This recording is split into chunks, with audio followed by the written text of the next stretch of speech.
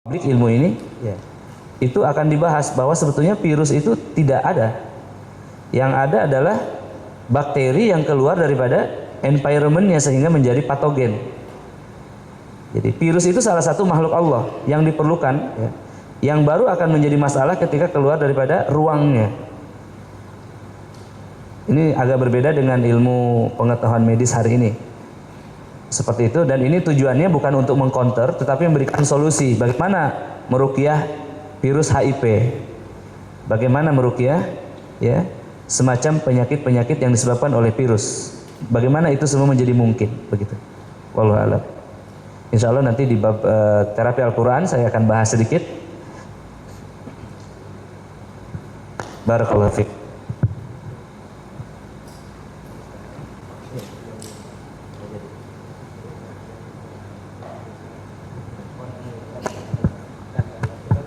Assalamualaikum. Saya nak tanya dua soalan dekat Ustaz lah. Dua soalan ni sangat popular diklaim oleh TikToker lah.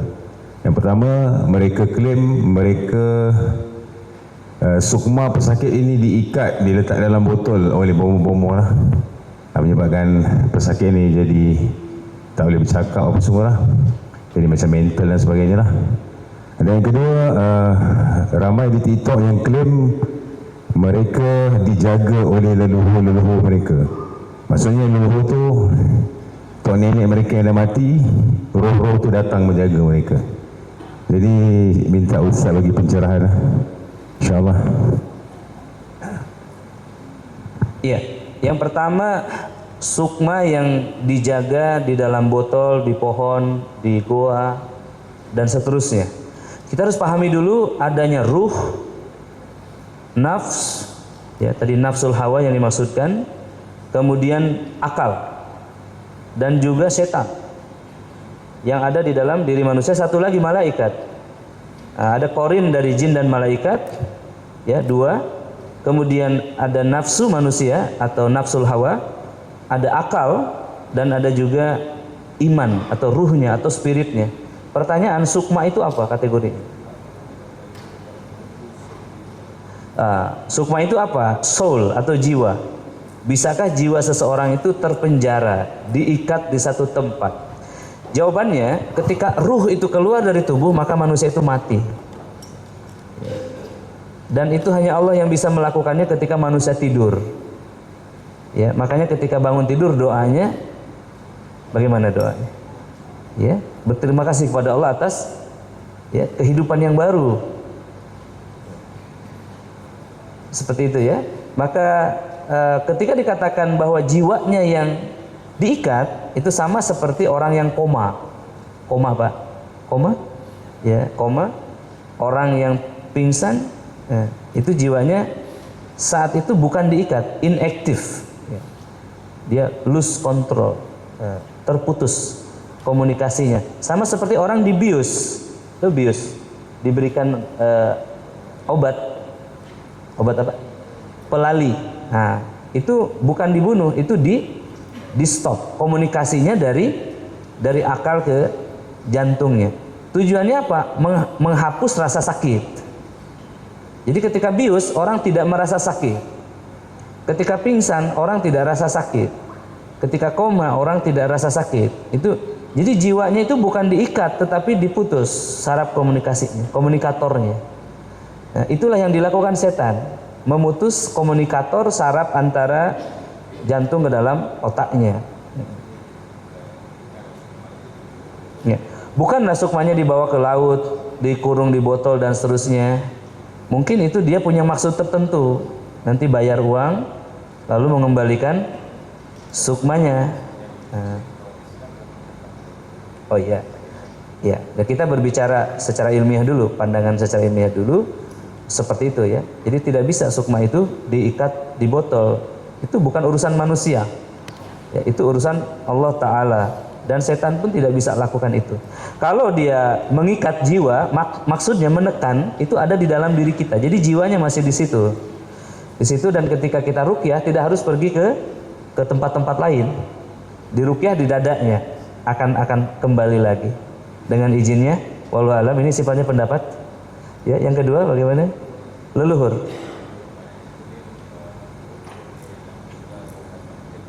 Ya. Banyak kata saudara penanya, beliau mengatakan bahwa orang-orang yang sudah meninggal leluhurnya lalu mendiami atau menjaga, menjadi khodam bagi anak cucunya. Oh ya, mereka percayanya adalah ruh leluhurnya. Ya, ini Sahih Bukhari, Sahih Muslim, ya sangat jelas hadisnya, sangat panjang, dan ini bagian daripada akidah Ahlussunnah wal Jamaah bahwa ketika manusia itu mati, ya wafat, ruhnya itu ke langit mengambil kitab catatannya dan masuk ke alam barzah, ditanya. Pertanyaannya, man rabbuka? Wa man nabiyuka? Ya, ditanya di situ. Dan jawabannya harus sama. Ketika ditanyakan man rabbuka, jawabannya Allah. Kalau salah Anda bisa masuk, disiksa dulu. Ya. Kata Nabi, ada yang jawabannya tidak bisa jawab karena dia ketika di dunia pun tidak ingat Allah. Nah, maka dihantam, disiksa terus. Ya. Setelah hancur, lebur, dihidupkan lagi, disiksa lagi, ditanya lagi. Bagaimana ruh bisa menjaga anak cucunya? Ya, ini Sahih Bukhari yang panjang. Ya. Lalu kemudian ruh orang baik pun ditanya dan dia bisa menjawab. Bahkan ada kelanjutannya, kata Nabi SAW, setelah dia ditanya siapakah Robnya, siapakah nabinya, ya, dia ditanya apa agamanya dan seterusnya. Lalu kemudian dia didatangi oleh laki-laki yang putih, berwajah seperti matahari putih. Lalu dia bertanya, siapakah Anda? Aku tidak kenal kamu. Maka ruh ini mengatakan, aku adalah amal baik kamu, akan temani kamu sampai hari kiamat. Dan dia berdoa, ya Allah, persegerakanlah hari kiamat agar aku bisa bertemu dengan orang-orang yang aku sayangi. Ya, adapun ruh yang jahat, ya, setelah terpisah dari jasad manusia, dia dibawa oleh malakul maut yang jahat, yang hitam, dibawa ke langit, lalu langit tertutup, lalu dilemparkan sambar burung gagak dan dibawa ke kubur, ya, masuk alam barzah, ditanya marobuka, tidak bisa jawab, disiksa dan seterusnya. Lalu didatangkan laki-laki yang hitam, jahat, dan dia mengatakan, siapakah Anda? Dan orang ini mengatakan, aku adalah amal jahat kamu, aku akan siksa kamu sampai hari kiamat. Dan ruh ini berdoa, ya Allah, perlambatlah hari kiamat, biarlah dengan siksa seperti ini, karena dia takut orang-orang yang menuntutnya, takut hisab, takut neraka dan seterusnya. Jadi meyakini adanya alam barzah, ada nikmat kubur, ada siksa kubur, ini bagian daripada akidah Ahlussunnah wal Jamaah yang sahihah. Ya. Jadi kalau ada orang meyakini bahwa ruhnya kembali menjaga, melakukan balas dendam, kemudian menjadi khodam, itu adalah keyakinan yang batil. Keyakinan yang batil, yang tidak berdasar, dan mereka memanfaatkan untuk apa? Pengobatan, untuk penjagaan, begitu ya. Ini klaim sepihak, begitu ya. Ramai juga cek khodam, ya, ada khodamnya enggak? Menurut saya setelah dicek khodam, langsung ruqyah kalau ada. Ya, bukan bersyukur ada khodamnya, ya. Betul tidak? Ya, seperti itu Pak ya. Jadi memang ini hanya cara berpandang, berpikiran yang keliru saja. Dan mudah-mudahan Allah berikan taufik dan hidayah pada kita semuanya. Ya.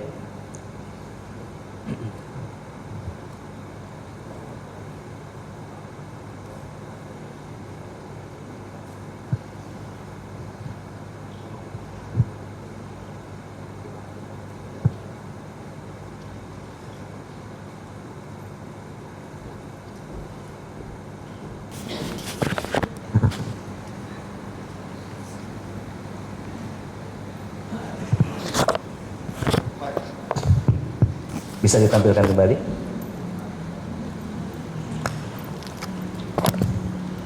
Bismillah, alhamdulillah, assalatu wassalamu ala rasulillah wa ala alihi wa ashabihi wa man tabi'ahum bi ihsanin ila yaumil qiyamah. Amma ba'du. Assalamualaikum warahmatullahi wabarakatuh. Alhamdulillahil bari'il mannan alladzi sara'al islami wa anzalal qur'an alladzi faradal jihadi li siyadatil adli wal aman al-fawji wal kufran al-qail fil furqan. A'udzu billahi minasy syaithanir rajim. Kitabun anzalnahu ilaika mubarakun liyadabbaru ayatihi wa liyatadhakkara ulul albab. Allahumma shalli wa sallim wa barik ala nabiyina Muhammad wa ala ali Muhammad. Alhamdulillah, Hadirin sekalian, apa kabarnya? Sudah makan siang? Sudah baik semuanya? Sudah strong? Ya, ya. Ruh kita sudah makan, badan kita sudah makan, ya. Jiwa kita sedang tenang, iman kita sedang di-upgrade insya Allah. Jadi sempurna nikmat yang Allah berikan kepada kita. Alhamdulillah alladzi bi ni'matihi tatimmus shalihah. Ya, selanjutnya kita akan sampaikan materi yang kedua tentang i'jaz Al-Qur'an. Tentang mukjizat Al-Qur'an Al-Karim. Dan kita menunggu presentasinya untuk dinyalakan terlebih dahulu, ya sekalian. Ya. Sambil menunggu presentasinya ada, ya. Tadi ada pertanyaan tersisa, ya. Yakni tentang apa? Tentang diabetes. Masih ingat pertanyaannya? Diabetes, ya. Diabetes adalah salah satu penyakit degeneratif, lebih tepatnya 1 dari 13 penyakit yang tidak bisa sembuh. Baik.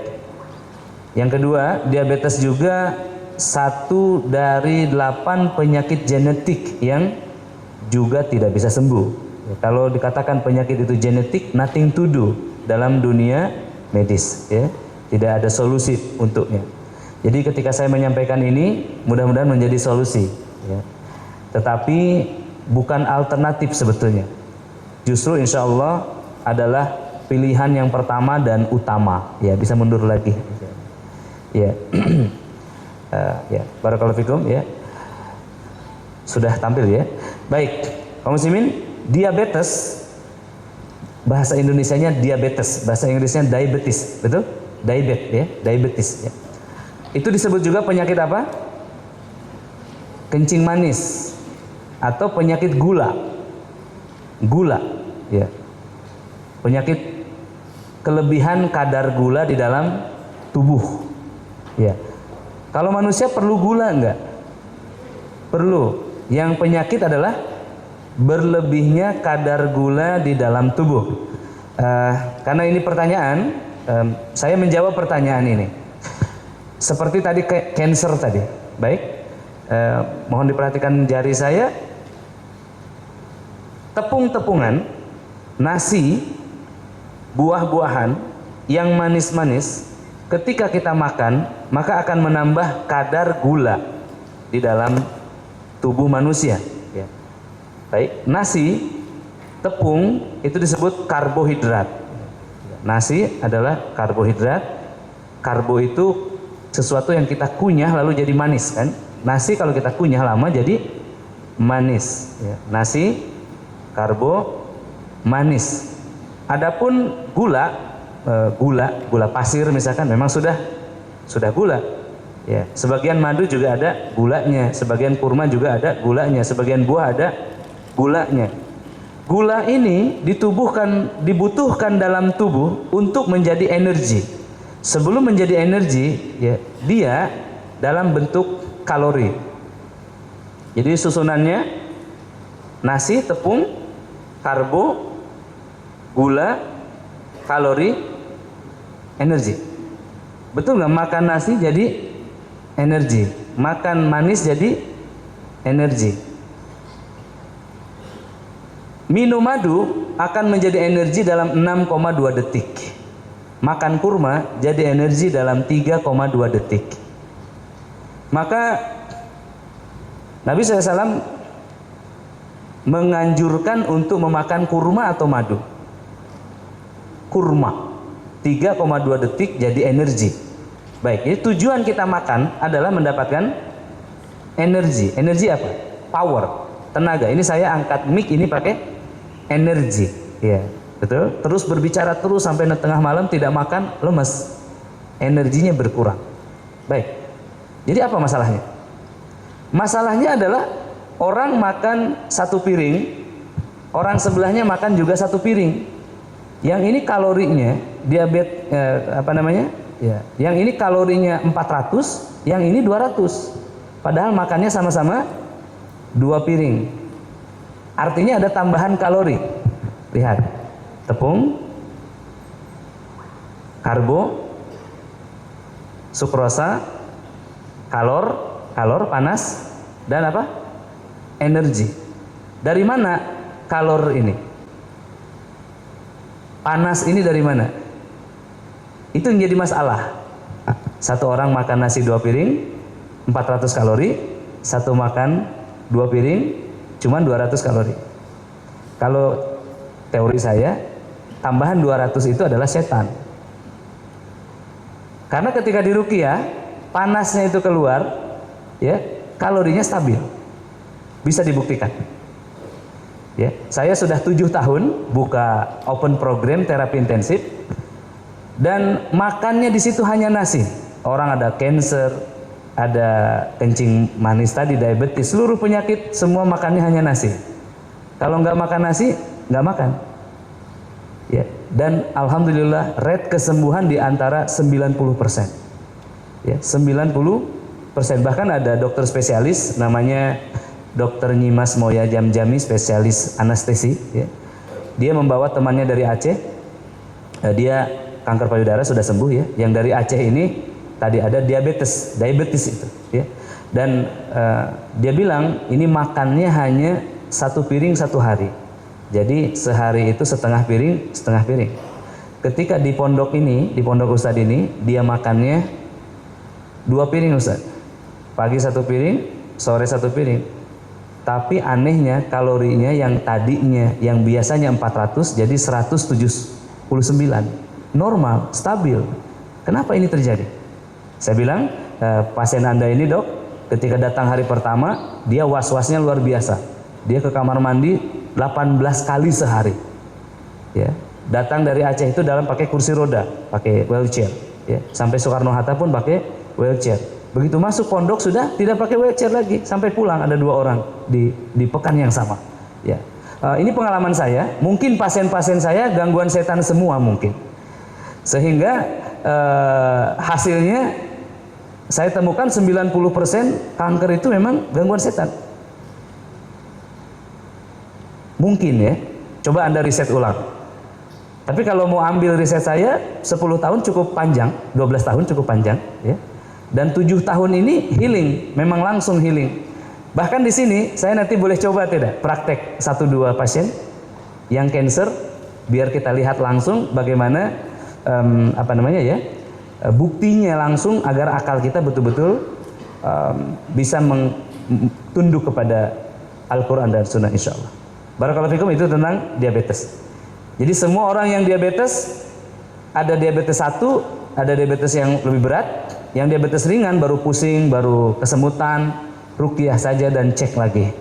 Tapi kalau diabetes yang berat pasti perlu melibatkan pengobatan, ya, melibatkan sesuatu makanannya, pola makannya dan seterusnya. Ya. Tadi ya, jadi kalau tadi ada yang ditanya, Ustadz, bagaimana kalau orang itu makan manis dan lalu dia memang ada diabetes? Pertanyaan saya, semua orang kan makan manis.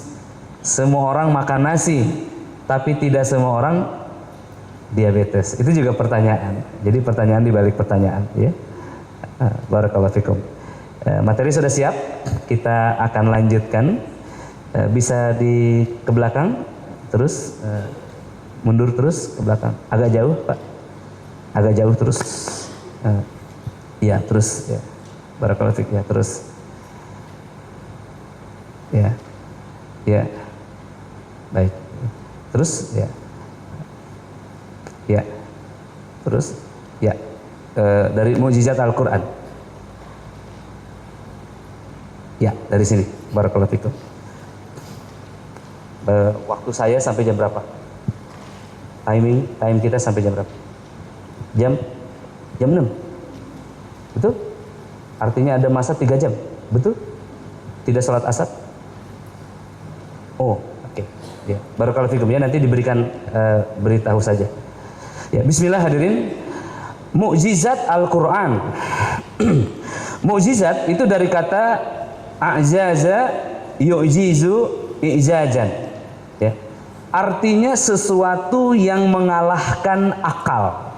Sesuatu yang menundukkan akal manusia. Baik. Hadirin, jika ada orang mengaku nabi baru di Malaysia, Anda percaya apa tidak? Percaya tidak? Tidak. Kenapa?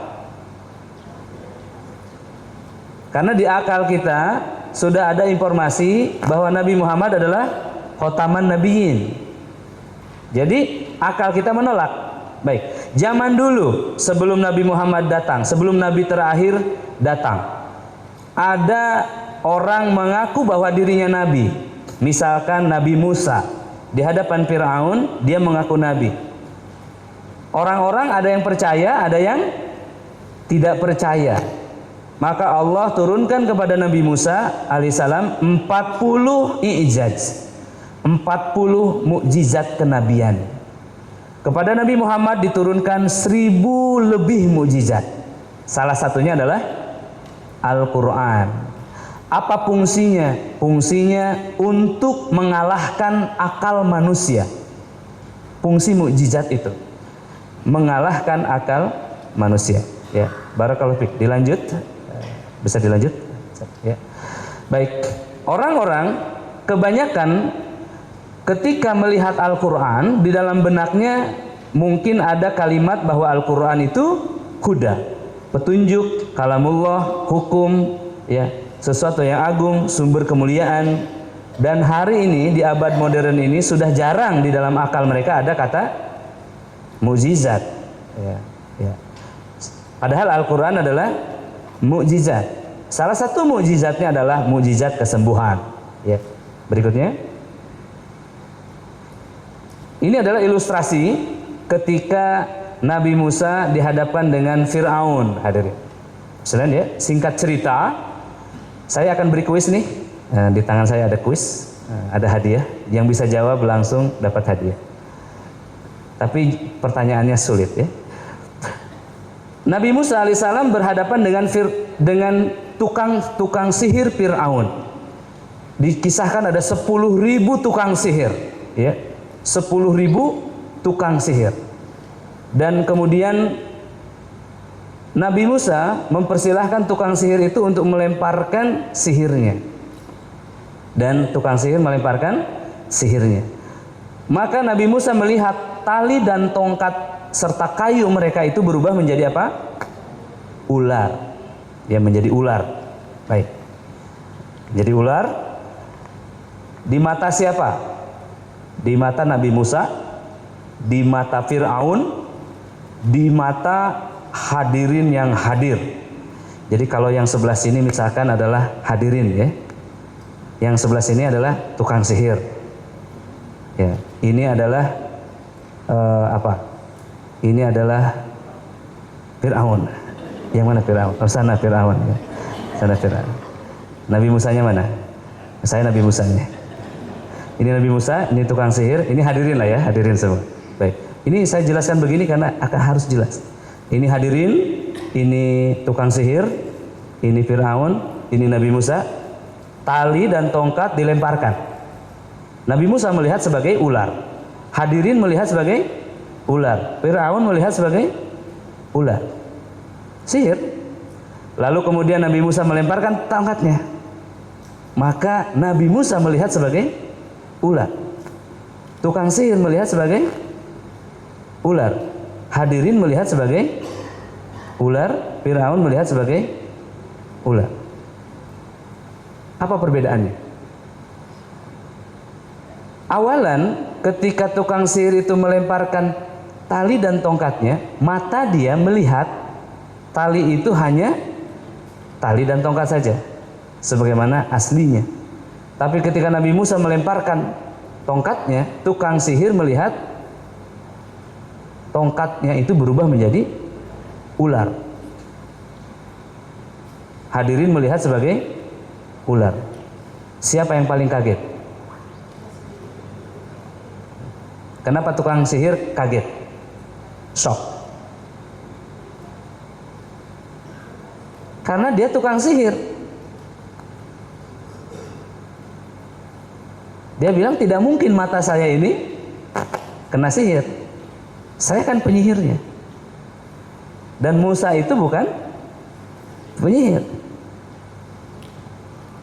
Kalau ada kekuatan di atas sihir, artinya itu adalah mukjizat.